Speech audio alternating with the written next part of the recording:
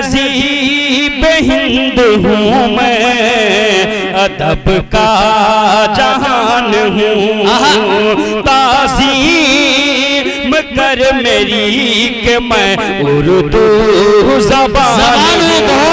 ताज़ीम कर मेरी कि मैं उर्दू ज़बान हूँ। करता हूँ शायरी अपने इलाके में, तन्हा शायरी अपने इलाके में। कैसर मैं अपनी कौम का एक तर्जमा।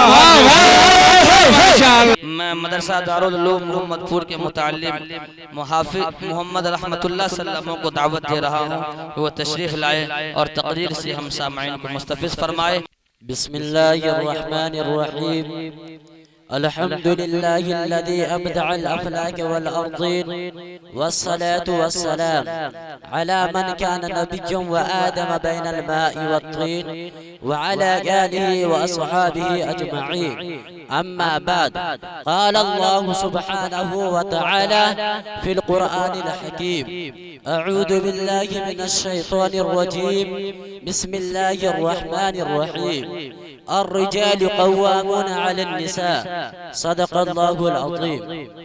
बेटे का जन्म हो तो ये कहते हैं फख्र से, बेटे का जन्म हो तो ये कहते हैं फख्र से, 1 लाख का टिकट है ये बच्चा जहेज का।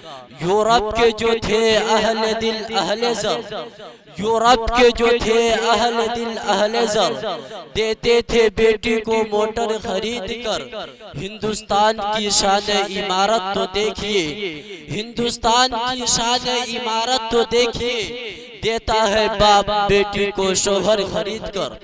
मुअक्कर सदर जलसा मुअज्जज़ सामिईन किराम, आज जो हालात हमारे सामने है और जो माशरे की थकी तस्वीर हमारे सामने आ रही है, उसे देख देख कर पढ़ कर हमारे दिलों में गमो अलम का तूफान उठ रहा है कि ऐ मेरे मौला, हम इंसानियत के चमन में है या दरिंदों के किसी जंगल में जिंदगी बसर कर रहे हैं।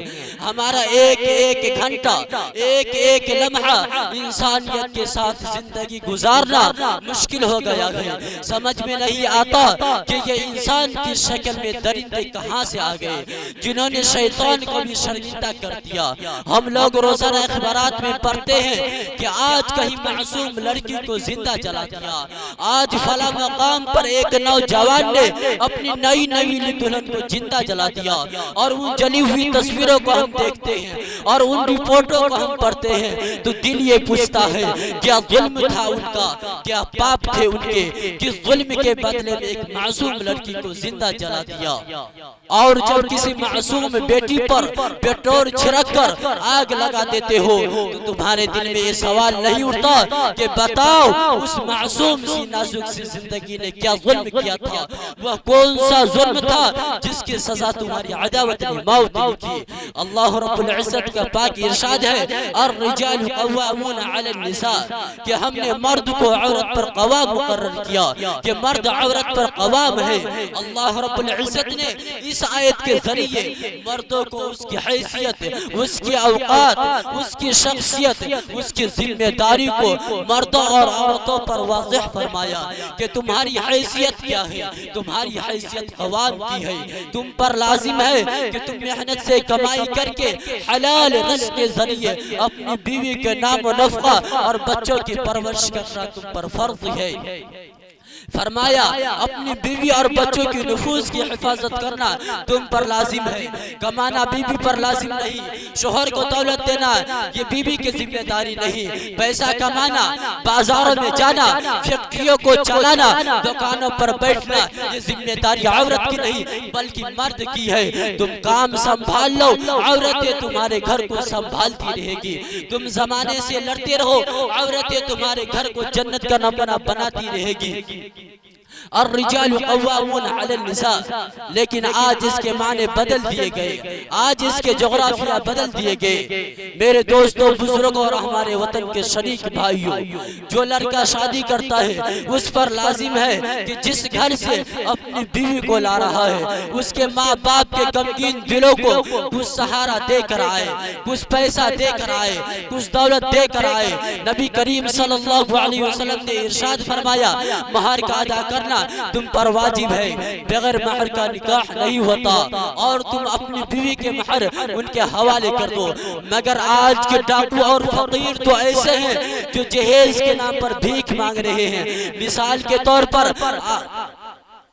मगर आज के डाकू और फकीर तो ऐसे हैं जो जहेज के नाम पर भीख मांग रहे हैं और बीवी के बाप से मुतालबा करते हैं कि हम तुम्हारे घर के भिखारी हैं, हम तुम्हारे घर के, हम तुम्हारी बेटी के कुत्ते उस वक्त मिलेंगे जब तुम हमें खरीद लोगे। कहा ठीक है जनाब, आप हमारी बेटी का गुलाम बन जाएंगे।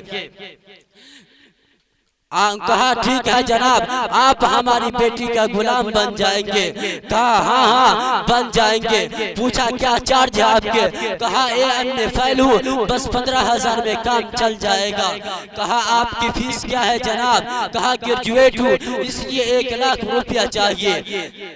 यानी आज के फकीरों के अलग अलग लिस्ट बने हुए हैं। ये 10,000 के फकीर है, ये 15,000 के फकीर है, ये मॉडर्न फकीर है जो जहेज के नाम पर भीख मांग रहे हैं। मिसाल के तौर पर आप देहात में चले जाए तो वहाँ कोई फकीर मिलेगा, अस्सलाम वालेकुम भाई साहब दे दो अल्लाह के नाम पर।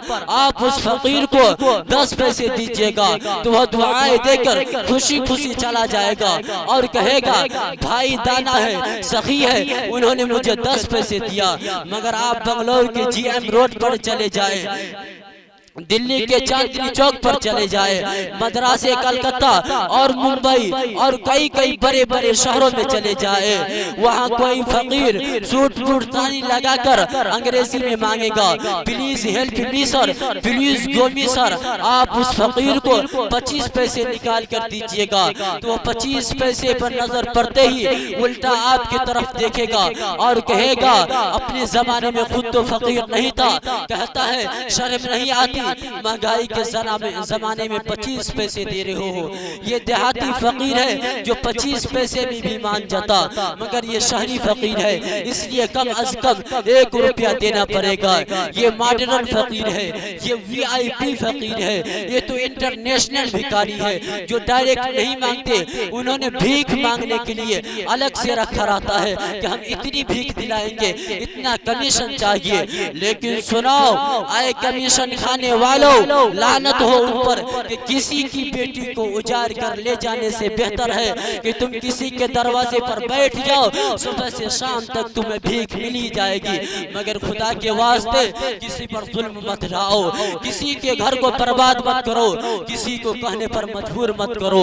तुम एक नौजवान हो, तुम्हारी माँ ने तुम्हें जन्म दिया औलाद समझकर, अगर तुम्हारी माँ ने ये समझती कि मेरे पेट में किसी इंसान नहीं बंदर ने जन्म लिया है तो खुदा की कसम वो फेंक देती है और तुम्हें इंसानों के स्कूल में दाखिला नहीं मिलता। बाप तुम्हें अपने औलाद नहीं समझते, कॉलेज की यूनिवर्सिटी प्रोफेसर तुम पर मेहनत नहीं करते, बसों की कंडक्टर तुम्हें इंसान नहीं समझते, रेलगाड़ी में तुम्हें रिजर्वेशन नहीं मिलती, गाड़ियों में तुम्हें सीट नहीं मिलती, हिंदुस्तान की हुकूमत में मुलाजिमत नहीं मिलती, क्योंकि मुलाजिमत के लिए इंसान की जरूरत है, जानवरों की नहीं। तुम्हारे माँ बाप ने तुम्हें इंसान समझा, तुम्हारे स्कूल के प्राइमरी टीचरों ने तुम्हें इंसान समझा, गली गली और सड़क पर चलने वालों ने तुम्हें इंसान समझा, बचपन से जवानी तक तुम्हें समझता रहा। लेकिन जब तुम्हारे निकाह के वक्त करीब आया तो अब की बार साबित कर दिया कि 25 साल तक जिन लोगों ने मुझे इंसान समझा था, गलत समझा था। दरअसल मैं इंसान नहीं, एक शिकारी कुत्ता हूँ, दरिंदा हूँ जो निकाह के वक्त घरों में आग लगा देता है, झोपड़ियों से मोहल्ला तक खाक सतर कर देता है। अगर वह गरीब जानता कि तुम शिकारी कुत्ते हो तो शायद के अपनी बेटी का हाथ तुम्हारे हाथ में न देता।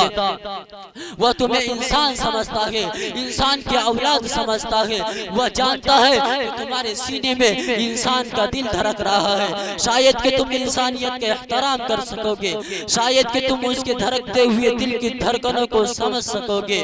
वह तुम्हें इंसान की औलाद समझकर अपना दामाद बनाता है, अपनी बेटी का हाथ तुम्हारे हाथ में देता है, लेकिन उस मासूम लड़की पर जुल्म सितम का पहाड़ तोड़ते हो और तुम उनसे मुतालबा करते हो कि तुम अपने माँ बाप के घर को लूट कर मेरे घर को बसाओ, उस बूढ़े की कमाई से मुझ नौजवान के सर पर ताज पहनाओ। अपनों के सितम हमसे बताए नहीं जाते, अपनों के सितम हमसे बताए नहीं जाते, ये हादसे वो है जो सुनाए नहीं जाते।